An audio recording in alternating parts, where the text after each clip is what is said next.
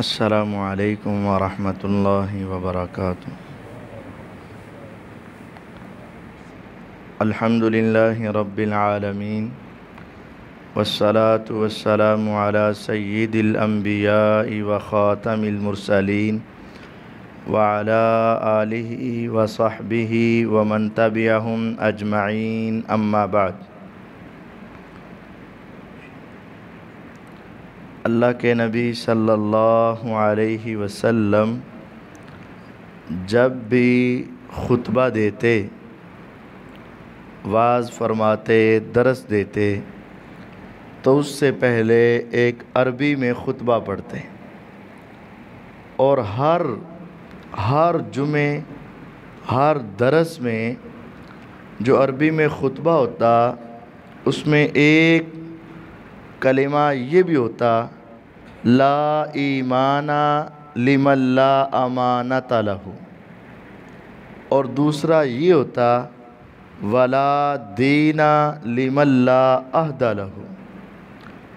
ہر جمعے میں یہ آپ بات کہتے، لوگوں یہ بات سمجھ لو، جس کا وعدہ نہیں ہے اس کا دین ہی نہیں ہے، اور جس کی امانت داری نہیں ہے اس کا ایمان ہی نہیں۔ یہ دو جملے بڑے عظیم تھے، لا دین لمن لا عہد لہ، جو اپنے وعدے کے اوپر قائم نہیں، جان بوجھ کر وعدے کو توڑ دیتا ہے، سمجھ لو کہ اس کے اندر دین ہے ہی نہیں، اور جو اپنے امانت داری کا خیال نہیں رکھتا، سمجھ لو کہ اس میں ایمان ہی نہیں۔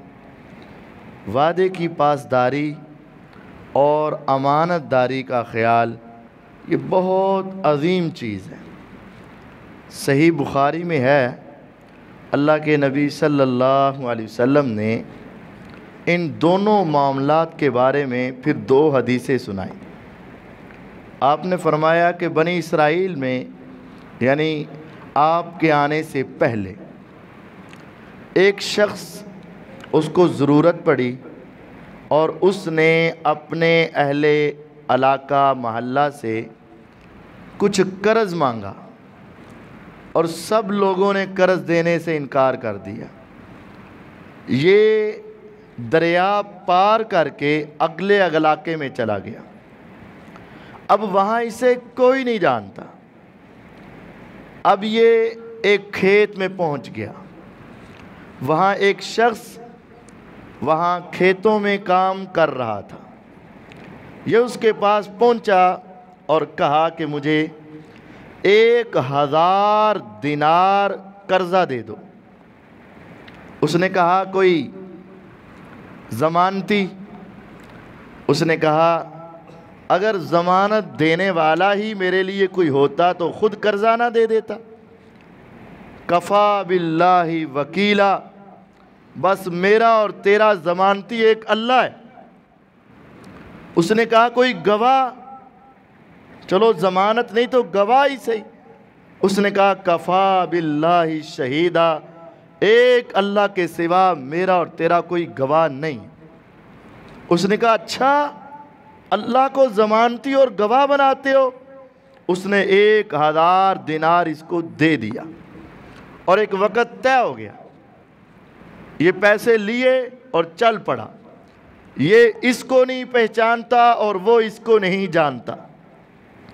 وقت گزر گیا، جب پیسے واپس کرنے کا وقت آیا تو یہ لینے کے لیے دریا کے اس کنارے تک پہنچا، اور وہ دینے کے لیے دریا کے اس کنارے تک پہنچا۔ صحیح بخاری کی حدیث ہے، اتفاق یہ ہوا کہ سارا دن اس علاقے کی طرف جانے والی سواری نہیں آئی، کشتی نہیں آئی، اور سوار بھی کوئی نہیں آیا۔ اتفاق ایسا ہوا، نہ کوئی کشتی اور نہ کوئی سوار۔ سارا دن وہ اپنے ہاتھ میں 1000 دینار لیے کھڑا رہا۔ جیسے جیسے سورج ڈوبنے لگا، تو دونوں کے دل ڈوبنے لگے۔ جس نے لینے تھے اس کے دل میں خیالات، شیطانی وسوسے، دیکھا نا اللہ کا نام لے کر دھوکہ دے گیا نا، فراڈ کر گیا نا، جھوٹی قسمیں اٹھا گیا نا، بس اللہ کے نام کے اوپر لوگ بڑا ظلم کرتے ہیں، اس طرح کے خیالات دل میں گھومنے لگے اور سوچنے لگا کہ بس گئے پیسے گئے۔ اور ادھر وہ یہ کہہ رہا تھا، خدایا تو ہی تو میرا ضمانتی تھا، تو ہی تو میرا گواہ تھا، اب تو دیکھ رہا ہے میں صبح سے یہاں کھڑا ہوں، اس میں میرا قصور کیا ہے؟ اے اللہ دنیا کیا کہے گی کہ تیری گواہی بھی آج دنیا کے دلوں میں اس کا کوئی پاس نہ رہا اور تیری ضمانت کا بھی خیال نہ رہا، لیکن خدایا کروں تو کیا کروں؟ میں جاؤں تو کیسے جاؤں؟ اتنا لمبا دریا میں پار نہیں کر سکتا، میں کیا کروں؟ دونوں کے دل ڈوب رہے ہیں۔ پھر اس کے دل میں میرے رب نے ایک بات ڈالی، اس نے ایک لکڑی کو پکڑا، اس میں سوراخ کیا، اس میں سوراخ کر کے 1000 دینار کے سکے اس میں داخل کیے اور اوپر سے کسی چیز سے بند کیا۔ کہا اللہ اگر گواہ تجھے بنایا تھا نا تو تیرے حوالے اور تیرے سپرد کر کے میں پھینک رہا ہوں اس دریا میں، اب وہاں تک پہنچانا یہ تیری ذمہ داری ہے۔ اس نے اس لکڑی کو پھینک دیا۔ اب کون تھا جو ہواؤں کو کہہ رہا تھا کہ ذرا اس سمت ہو کے چلو، اور وہ کون تھا جو اس لکڑی کو پوری سمت میں چلا رہا تھا؟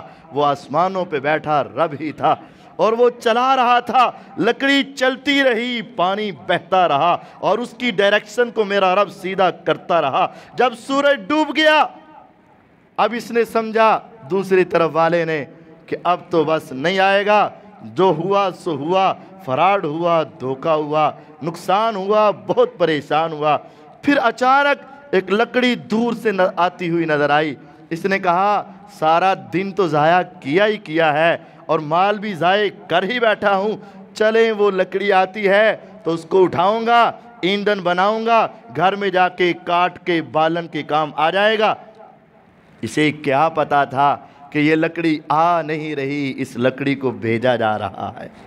جب وہ لکڑی قریب آئی اس نے اس کو اٹھایا، کندھے پہ رکھا، ذرا بڑی تھی، کندھے پہ رکھا، گھر میں پہنچا، افسردہ افسردہ قدموں سے پہنچا، بڑا غمگین دل لے کر پہنچا۔ اور جب وہ گھر میں پہنچا کلہاڑا لیا، اس کو 2 حصے کیے تو کیا دیکھتا ہے کہ اس میں 1000 دینار ہیں اور ایک چھوٹا سا خط ہے کہ میں نہیں آ سکا، میری مجبوری بن گئی، اگر پہنچ جائے تو قبول کر لینا کیونکہ میں نے اللہ کا تم سے وعدہ کیا ہوا تھا۔ اس نے پکڑ لیے۔ اب اسے نہیں پتا کہ پہنچے کہ نہیں پہنچے، اس وقت کوئی رابطے کا ایسا انتظام نہیں تھا۔ اس کی ایمانت داری اور وعدے کی وفاداری دیکھیے، اس نے چند دن کے بعد 1000 دینار اور جمع کیے اور ان 1000 دیناروں کو لے کر پھر کشتی میں سوار ہو کر اسی مقررہ جگہ پر پہنچا۔ اب دونوں کی امانت داری غور کیجئے گا، اگر یہ اس کو پکڑا دیتا اور وہ رکھ لیتا، دنیا کی کوئی چیز اس کو بتا سکتی تھی کہ تیرے پیسے پہنچے کہ نہیں پہنچے؟ نہیں بتا سکتی تھی۔ جب اس نے 1000 دینار اس کے سامنے رکھے اور ساتھ معذرت بھی کی کہ میں آنے میں لیٹ ہو گیا، میرا مسئلہ بن چکا تھا، آپ یہ 1000 دینار قبول کیجئے گا اور لیٹ ہونے کی مجھے معافی دیجئے گا۔ اس نے آگے سے کہا تو نے کوئی چیز بھیجی تھی؟ وہ سمجھ گیا کہ اگر یہ مجھ سے پوچھ رہا ہے کہ کوئی چیز بھیجی تھی، اس کا مطلب ہے کہ اس کو پہنچ چکی ہے۔ اس نے کہا اللہ تجھے برکت دے، جس رب کو تو نے گواہ بنایا تھا، جس رب کو تو نے ضامن بنایا تھا، اس رب نے مجھے وہ تیرے 1000 دینار پہنچا دیے۔ آج اپنے یہ پیسے لے جا، مجھے تیرے ان پیسوں کی ضرورت نہیں ہے۔ اس کی امانت داری کا عالم کیا تھا! اگر یہ پیسوں پہ بک جاتا، 1000 دینار رکھ لیتا، ظاہری اسباب میں کوئی اس کو بتانے والا نہ تھا، لیکن اس کے دل میں ایمان تھا۔ کوئی دیکھے نہ دیکھے، کسی کو پتہ چلے نہ چلے، آسمان کا رب تو دیکھ رہا ہے، میں پیسوں کے بدلے اپنے ایمان کا سودا نہیں کرنا چاہتا۔ اور اس کا ایمان کیا تھا کہ میں نے جب تک اپنا پورا حق ادا نہیں کیا، پتہ نہیں پہنچے کہ نہیں پہنچے، میں اس کو جب تک پہنچا کے نہیں آؤں گا اس وقت تک میرا حق ادا نہیں ہوگا۔ ایسی امانت داری اللہ کو مطلوب اور مقصود ہے، ایسی وعدے کی وفاداری اللہ تعالیٰ کو مقصود اور مطلوب ہے۔ ایک دوسرا واقعہ صحیح بخاری میں آپ نے فرمایا، ایک شخص نے زمین بیچی، دوسرے نے خریدی۔ جس نے خریدی اس نے ہل چلایا، جب ہل چلایا تو اس کے نیچے سے ایک مٹکا نکل آیا، اور وہ مٹکا سارا سونے کا بھرا ہوا تھا۔ اس وقت بینک تو نہیں تھے نا، آپ جانتے ہیں لوگ اپنی قیمتی اشیاء دیواروں کے نیچے اور یا زمین کے اندر دفن کر دیا کرتے تھے، جو سورۃ کہف میں بھی ہے کہ 2 نبیوں نے ایک دیوار دوبارہ گرا کے دوبارہ بنا دی۔ کیا تھا اس کے نیچے؟ 2 یتیم بچوں کا خزانہ مدفون تھا۔ اس وقت ایسا ہی ہوتا تھا۔ تو جب اس نے ہل چلایا، مٹکا نکلا، سونے سے بھرا ہوا نکلا، تو یہ مٹکا اٹھا کے بیچنے والے کے دروازے پہ پہنچ گیا۔ آج ایسا کوئی امانت دار ہے؟ یہاں تو کسی کی کوئی چیز رہ جائے تو اس کو چھپا کے کہتے ہیں پتہ نہیں، اور اگر کسی کے گھر سے کوئی چیز نکل آئے اور وہ آ کر پوچھ لے یار یہاں سے کوئی چیز تو نہیں ملی، کہتے ہیں دیکھ لو۔ لیکن کیسی کمال امانت داری!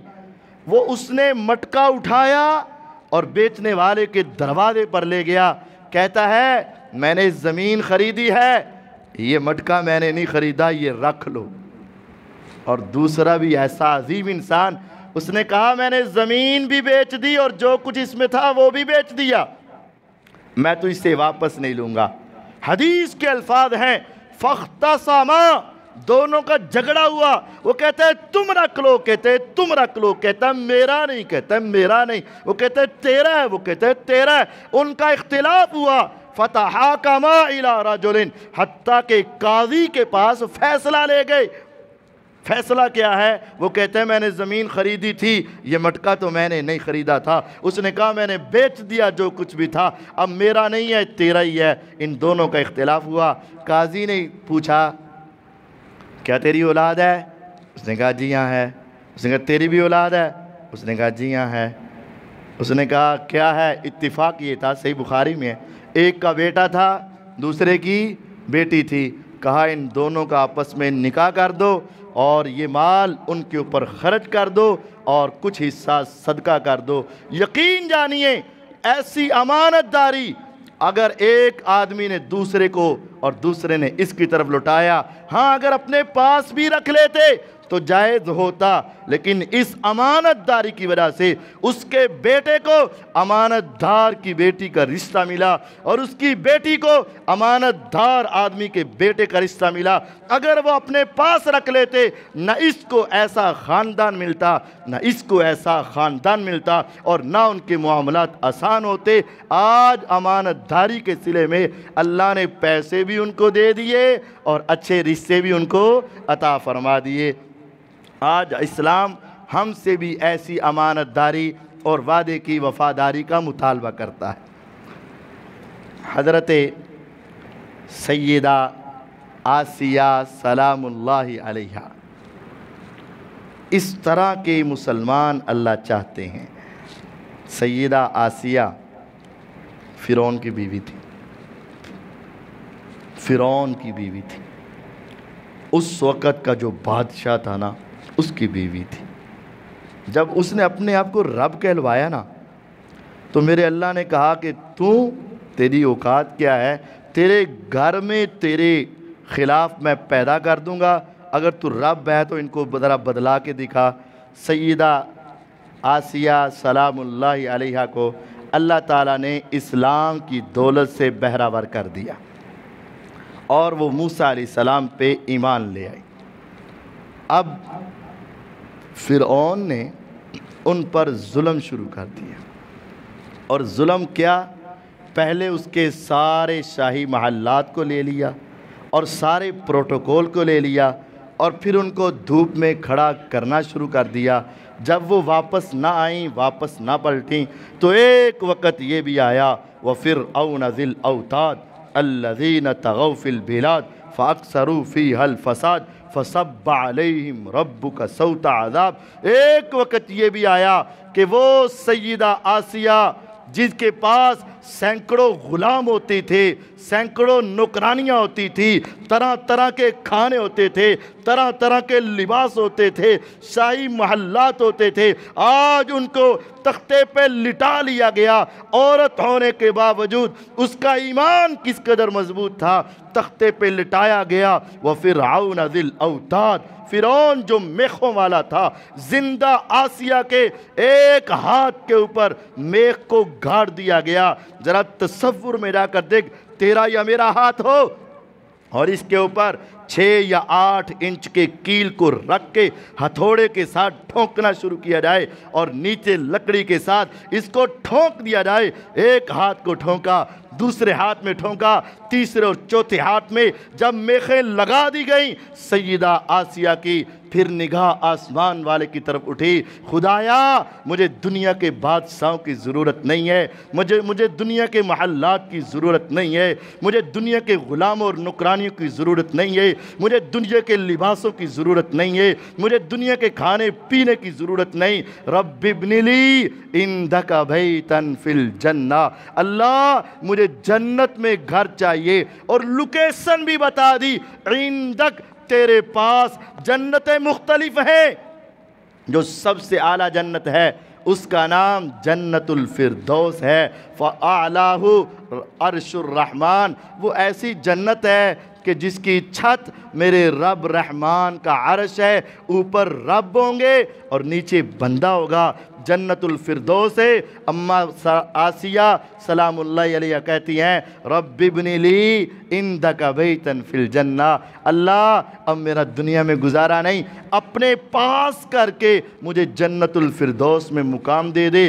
آسمان والے کو اس کی استقامت اور دین پہ قائم رہنا اتنا پسند آیا کہ جس نے دنیا کو ٹھکرا کے، بادشاہت کو ٹھکرا کے، نوکرانیوں کو ٹھکرا کے، مال و دولت کو ٹھکرا کے، ساری شے کو ٹھکرا کے ایک اللہ کی توحید کے اوپر قائم رہی، اللہ تعالیٰ نے پھر سارے پردے ہٹا کر جنت میں ان کو محل دکھا کر فوراً اپنے پاس بلا لیا اور ان کا تذکرہ ہمارے لیے چھوڑ دیا کہ اللہ کو ایسے مسلمان مطلوب ہیں، اللہ تعالیٰ کو ایسے مسلمان مطلوب ہیں۔ چوتھے اور آخری، اللہ تعالیٰ کو کیسے مسلمان مطلوب ہیں؟ اللہ تعالیٰ یہ چاہتے ہیں کہ یہ مسلمان میری رضا کی خاطر، مجھے راضی رکھنے کی خاطر اپنے سارے دکھ بھول جائیں اور مسلمان کو معاف فرما دیں، اپنی ساری پریشانیاں بھول جائیں اور مسلمان کو معاف فرما دیں۔ میرے پیغمبر علیہ السلام مکہ میں تھے، ابھی ہجرت نہیں کی تھی، اور مکے کا سارا کنٹرول کس کے پاس تھا؟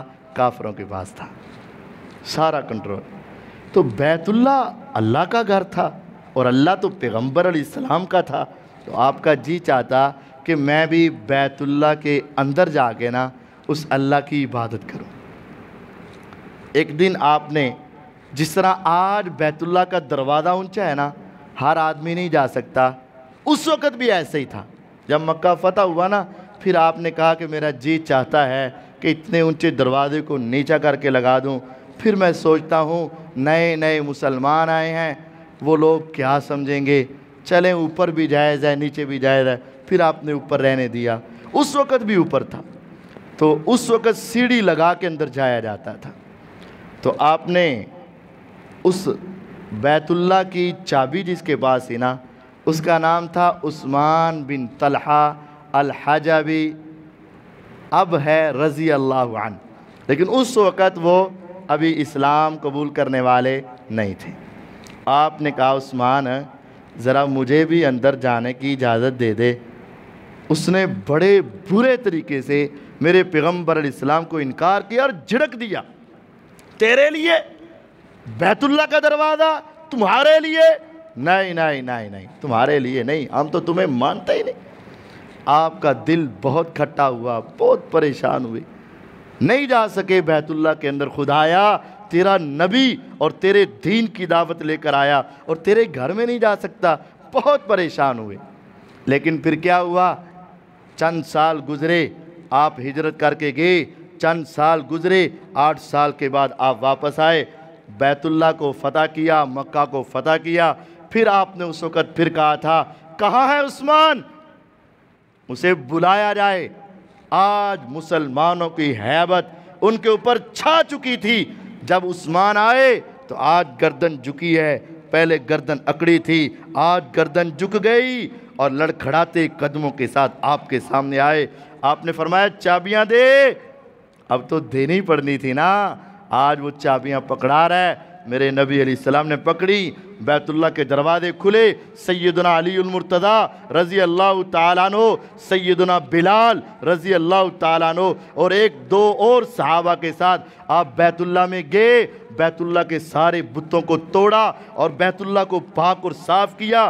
بیت اللہ کے اندر آپ نے ہر کونے میں جا کر نماز پڑھ کے دعائیں کی، اپنے دل کو ٹھنڈا کیا۔ جب باہر نکلنے لگے نا تو علی المرتضی رضی اللہ عنہ کان میں آہستہ آہستہ کہنے لگے آقا چابیاں ان سانوں دے دیو، چابیاں ہمیں دے دیں، چابیاں ہمیں دے دیں، یہ اختیار اب ہمارے پاس رہنے دیں، اب ہم ہی بیت اللہ کا خیال رکھا کریں گے۔ آپ سنتے گئے سنتے گئے سنتے گئے، جواب کوئی نہ دیا، جواب نہیں دے سکتے تھے کیونکہ ابھی تک وحی کے ذریعے کوئی فیصلہ آیا ہی نہیں تھا۔ جب آپ دروازے پر گئے تو پھر آپ نے کہا کہاں ہے عثمان بن طلحہ؟ جب اس کو دوبارہ آواز دی گئی وہ اور ڈر گیا کہ پہلے تو چابیاں لینی تھی، لگتا ہے کہ اب بدلہ لینے کے لیے بلایا جا رہا ہے۔ عثمان دوبارہ آئے، پھر آپ نے کہا اے عثمان تجھے یاد ہوگا کہ میں نے ایک وقت تھا تو اس سے چابیاں مانگی تھی، تو نے نہیں دی تھی، اب بتا تیرے ساتھ کیا ہوگا؟ اس کی گردن نہ اٹھ سکی، گردن جھکی رہی۔ آسمان سے قرآن اترا ان اللہ یأمرکم ان تؤدوا الامانات الی اہلہا، آپ نے جو امانت اس سے پکڑی ہے نا وہ امانت واپس کر دو۔ آپ علیہ السلام نے سارے غصے بلا کر، ساری باتیں بلا کر کہا عثمان آج پھر چابی تیرے ہاتھ میں دی جاتی ہے، اور صرف تیرے ہی نہیں، تیری پشتے اور نسلیں اور قیامت تک تمہاری نسل کے اندر یہ چابی رہے گی۔ کوئی دنیا کا ظالم بھی، کوئی دنیا کا عادل بھی تم سے یہ چابی چھین نہیں سکے گا۔ جو لینے کی کوشش کرے گا اللہ اس کو ایسے پگھلا دے گا، ایسے ختم کر دے گا جیسے پانی کے اندر نمک حل ہو جاتا ہے اور پھر نظر بھی نہیں آتا ہے، اسی طرح اللہ ان کو تباہ کر دے گا۔ ہاں جو تو نے مجھے چابیوں کی امانت پکڑائی تھی، جا اگرچہ تو نے میرے ساتھ اچھا سلوک نہ کیا، لیکن میں محمد صلی اللہ علیہ وسلم برائی کا بدلہ برائی سے نہیں دیا کرتے، میں تیری چابیاں کی امانت تیرے ہاتھ میں دیتا ہوں اور قیامت تک تمہاری نسل میں وہ رہے گی۔